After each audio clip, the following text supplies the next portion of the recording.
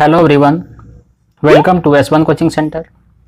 आज के वीडियो में हम लोग सेल का पार्ट 5 को कवर करेंगे। सेल चैप्टर कोशिका का पार्ट 5 हम लोग आज करेंगे, जिसमें हम लोग टिश्यू के बारे में जानेंगे।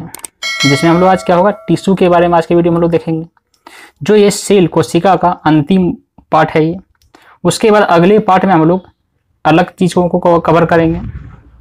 तो देखिए, बाकी वीडियो सेल का जो बाकी पार्ट है, जिसका वीडियो आपने नहीं देखा है, वो ऊपर के आई बटन में या फिर चैनल के प्लेलिस्ट में जाकर के देख सकते हैं।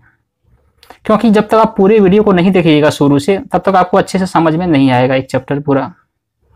और एक बात जान लीजिए कि ये जो उत्तक है, ये जो टिश्यू चैप्टर है, ये बहुत ही लंबा चैप्टर है। लेकिन हम पूरे चैप्टर को, उतना लंबा चैप्टर को नहीं कवर करेंगे। जो एग्जाम के पॉइंट ऑफ व्यू से जरूरी हो, सिर्फ उसी को हम लोग देखेंगे। ठीक है, तो देखिए, सबसे पहले जान लीजिए कि जो ये उत्तक होता है, जो टिश्यू होता है, ये दो प्रकार का होता है। एक होता है कौन, एक होता है जंतु उत्तक, एक होता है जंतु उत्तक और दूसरा होता है पादप उत्तक। लेकिन हम लोग पादप उत्तक को अभी कवर नहीं करेंगे, इसको हम लोग बाकी पार्ट में अलग से देखेंगे।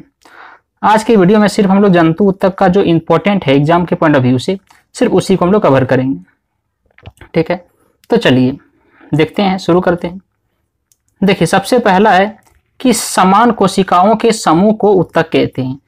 जैसे जो जितने भी कोशिकाएं होता है, जितने भी सेल होता है, वो सब एक जो ग्रुप तैयार होता है, उसी को हम लोग क्या कहते हैं, एक उत्तक मिलके बनता है, उसको उत्तक कहते हैं। मतलब क्या हुआ कि बहुत सारी कोशिकाओं का समूह मिल करके जो चीज बनता है, उसी को क्या कहते हैं, उत्तक कहते हैं हम लोग उसको। फिर कि उत्तक का जो अध्ययन होता है, स्टडी ऑफ टिश्यू जो होता है, उसको हम लोग हिस्टोलॉजी कहते हैं। उत्तक का अध्ययन को क्या कहते हैं, हिस्टोलॉजी कहते हैं। फिर हिस्टोलॉजी के जो जनक है वो कौन है, तो हिस्टोलॉजी के जनक है मालगीली। हिस्टोलॉजी के जनक कौन है, तो मालगीली, यही है हिस्टोलॉजी के जनक। उसके बाद देखिए कि सबसे पहले उत्तक का जो विकास हुआ था, वो सिलेंट्रेटा संघ के जीव हाइड्रा जेलीफिश में हुआ था। क्या है कि जो सबसे पहले जो टिश्यू है, जो सबसे पहले जो उत्तक है, उसका जो डेवलप हुआ था, वो विकास हुआ, तो कहाँ से हुआ था, तो जो सिलेंट्रेटा संघ का जो जीव है ना, हाइड्रा और जेलीफिश, तो यहीं से सबसे पहले उत्तक का विकास हुआ था। अब देखिए कि उत्तक जो है वो 4 प्रकार के होते हैं। उत्तक 4 प्रकार के होते हैं। देखिए, होते तो बहुत हैं, जैसे कि वो तो अभी शुरू में बता दिए कि उत्तक जो है क्या, 2 प्रकार का, पादप और जंतु। लेकिन यहाँ पर जंतु तक में हम लोग देखेंगे कि उत्तक जो है वो 4 प्रकार के होते हैं। पहला देखिए संयोजी उत्तक, जिसको हम लोग कनेक्टिंग टिश्यू बोलते हैं। क्या है, संयोजी उत्तक, जिसको हम लोग कनेक्टिंग टिश्यू बोलते हैं। फिर दूसरा है तंत्रिका उत्तक, जिसको हम लोग नर्वस टिश्यू बोलते हैं। फिर है पेशीय उत्तक, जिसको हम लोग, यहाँ मसल्स होगा तो मसल्स टिश्यू जिसको हम लोग बोलते हैं। और चौथा है उपकला उत्तक, जिसको एडिपोज टिश्यू बोलते हैं। कौन कौन, संयोजी उत्तक, कनेक्टिंग टिश्यू, तंत्रिका उत्तक, नर्वस टिश्यू, पेशीय उत्तक, मसल्स टिश्यू, उपकला उत्तक, एडिपोज टिश्यू। अब देखिए एक एक करके हम लोग जानते हैं। देखिए, सबसे पहला कि संयोजी उत्तक।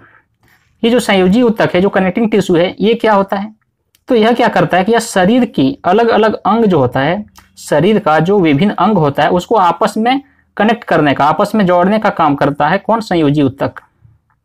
ठीक है, संयोजी उत्तक क्या काम करता है, तो शरीर के जितने भी अलग अलग अंग होता है, सभी को आपस में जोड़ने का काम करता है। कौन, संयोजी उत्तक करता है। जैसे देखिए अस्थि, तो अस्थि हड्डी जो होता है, वो क्या करता है, शरीर के सभी अंगों को आपस में क्या करता है, जोड़ के रखता है। तो इस प्रकार से यहाँ से अगर क्वेश्चन पूछ दे कि अस्थि कौन सा उत्तक है, तो क्या होगा, संयोजी उत्तक है। फिर उसी प्रकार देखिए रक्त, ब्लड जो होता है, ये भी कौन सा है, संयोजी उत्तक है। ये भी पूरे शरीर को क्या करता है, कनेक्ट करके रखता है।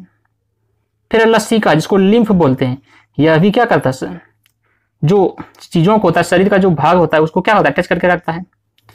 उसके बाद कार्टिलेज जिसको बोलते हैं, कार्टिलेज होता है, ये भी क्या करता है, हड्डी से हड्डी जोड़ के रखता है। तो टेंडन होता है, तो ये सब क्या करता है, आपस में अटैच करके रखता है। तो ये सब संयोजी उत्तक में आता है।